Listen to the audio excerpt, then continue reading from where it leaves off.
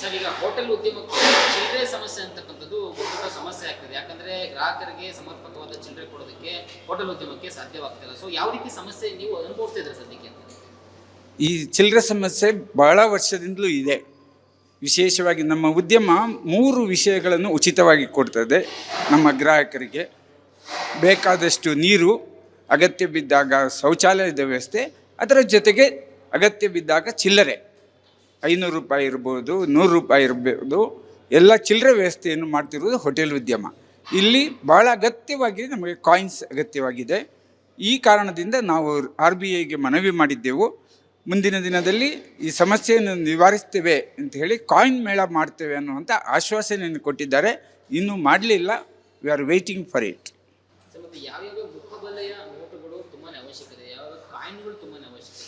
ನಮಗೆ ನೋಟಿನಲ್ಲಿ 10 ರೂಪಾಯಿ ನೋಟು ಭಾಳಷ್ಟು ಅಗತ್ಯವಿದೆ. 10 ರೂಪಾಯಿ ನೋಟುಗಳು ಬರ್ತಾನೇ ಇಲ್ಲ. ಇದರಿಂದ 10 ರೂಪಾಯಿ ಕಾಯಿನ್ ನಮ್ಮ ಕರ್ನಾಟಕದಲ್ಲಿ ಕೆಲವೊಂದು ಜನ ಸ್ವೀಕಾರ ಮಾಡ್ತಾ ಇಲ್ಲ. ನಾವು ಹೋಟೆಲ್ ಉದ್ಯಮದಲ್ಲಿ ಅದನ್ನು ಚಲಾವಣೆ ಮಾಡಲು ಭಾಳ ಪ್ರಯತ್ನ ಮಾಡ್ತಾ ಇದ್ದೇವೆ. ಅದು ಚಲಾವಣೆ ಆದರೆ ಈ 10 ರೂಪಾಯಿ ನೋಟಿನ ಅಗತ್ಯ ಕೂಡ ಇರುವುದಿಲ್ಲ. ಮುಖಬೆಲೆಯಲ್ಲಿ 5 ರೂಪಾಯಿ ಕಾಯಿನ್ ಕೂಡ ಭಾಳ ಕಡಿಮೆ ಬರ್ತಾ ಇದೆ. ಸರ್, ಮತ್ತೆ ಈಗ ನೀವು 500 ರೂಪಾಯಿ 1000 ರೂಪಾಯಿ ನೋಟಿದ್ದಾಗ ಅದನ್ನು ಚಿಲ್ಲರೆ ಬೇಕು ಅಂದಾಗ ತಾವೇ ಕಮಿಷನ್ ಕೊಟ್ಟು ಇನ್ನೊಬ್ಬರಿಂದ ಖರೀದಿ ಮಾಡ್ತಕ್ಕಂಥ ಪರಿಸ್ಥಿತಿ ಕೂಡ ಬರ್ತಾ ಇದೆ. ಅದರಿಂದ ನಿಮಗೆ ಎಷ್ಟು ಹೊರೆ ಆಗ್ತಾ ಇದೆ? ಪರಿಸ್ಥಿತಿ ಇತ್ತು. ನಾವು ಆದರೆ ಇತ್ತೀಚೆಗೆ ಕಳೆದ ಒಂದು 4 ತಿಂಗಳಿಂದ ತಿರುಪತಿಯಿಂದ ತಿಂಗಳು 1 ಕೋಟಿಯಷ್ಟು ಚಿಲ್ಲರೆ ತಂದು ನಮ್ಮ ಹೋಟೆಲ್ ಕೋಆಪರೇಟಿವ್ ಬ್ಯಾಂಕ್ ಮುಖಾಂತರ ಎಲ್ಲ ಹೋಟೆಲ್ ಮಾಲೀಕರಿಗೆ ಕೊಡ್ತಾ ಇದ್ದೇವೆ.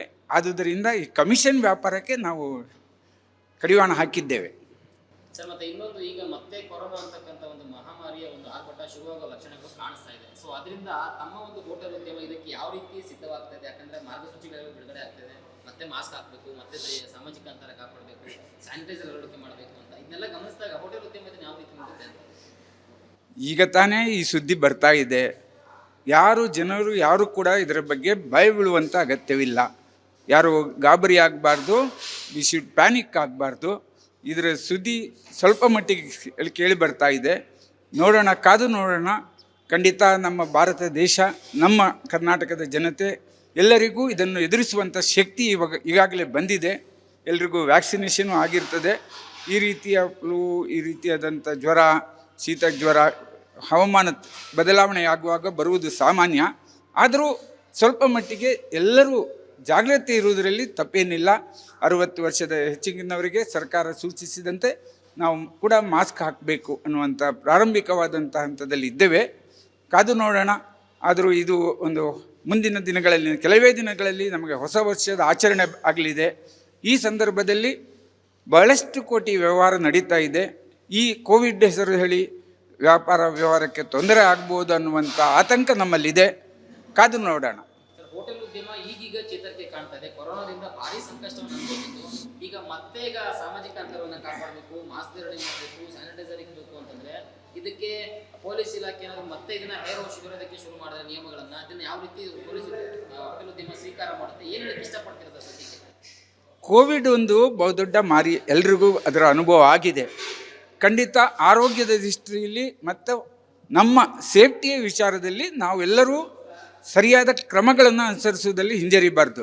ಮುಂಜಾಗ್ರತೆಯಲ್ಲಿಯೂ ನಾವು ಕ್ರಮಬದ್ಧವಾಗಿರಬೇಕು. ಆದರೆ ಗಾಬರಿ ಹುಟ್ಟಿಸುವುದು ಅಥವಾ ಭಯ ಹುಟ್ಟಿಸುವುದು, ಅನಗತ್ಯ ಅಥವಾ ಅವೈಜ್ಞಾನಿಕವಾದ ಕಾನೂನನ್ನು ತರುವುದನ್ನು ನಾವು ಒಪ್ಪುವುದಿಲ್ಲ. ಯಾವುದಾದರೂ ನಮ್ಮ ಜನರಿಗೆ ಆರೋಗ್ಯವನ್ನು ಕಾಪಾಡಲಿಕ್ಕೆ ನಮ್ಮ ಹಿತದೃಷ್ಟಿಯಿಂದ ಮಾಡಬೇಕಾದಂಥ ಎಲ್ಲ ಕೆಲಸಗಳಿಗೆ ನಾವು ಕೂಡ ಕೈ ಜೋಡಿಸ್ತೇವೆ.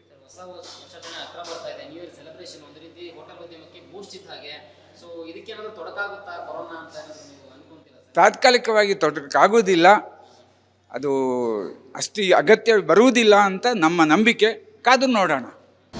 ಅನುಕ್ಷಣದ ಸುದ್ದಿಗಳಿಗಾಗಿ ವಿಸ್ತಾರ ನ್ಯೂಸ್ ಯೂಟ್ಯೂಬ್ ಚಾನೆಲ್ ಸಬ್ಸ್ಕ್ರೈಬ್ ಮಾಡಿ. ಹೊಸ ಸುದ್ದಿಗಳ ನೋಟಿಫಿಕೇಶನ್ಗಾಗಿ ಬೆಲ್ ಐಕಾನ್ ಕ್ಲಿಕ್ ಮಾಡಿ. ಲೇಟೆಸ್ಟ್ ಅಪ್ಡೇಟ್ಸ್ಗಾಗಿ www.vistaranews.com ವೆಬ್ಸೈಟ್ಗೆ ವಿಸಿಟ್ ಮಾಡಿ. ಅಂಗೈಯಲ್ಲೇ ಜಗತ್ತಿನ ಸುದ್ದಿ ತಿಳಿಯಲು ವಿಸ್ತಾರ ನ್ಯೂಸ್ ಕನ್ನಡ ಆಪ್ ಡೌನ್ಲೋಡ್ ಮಾಡಿ.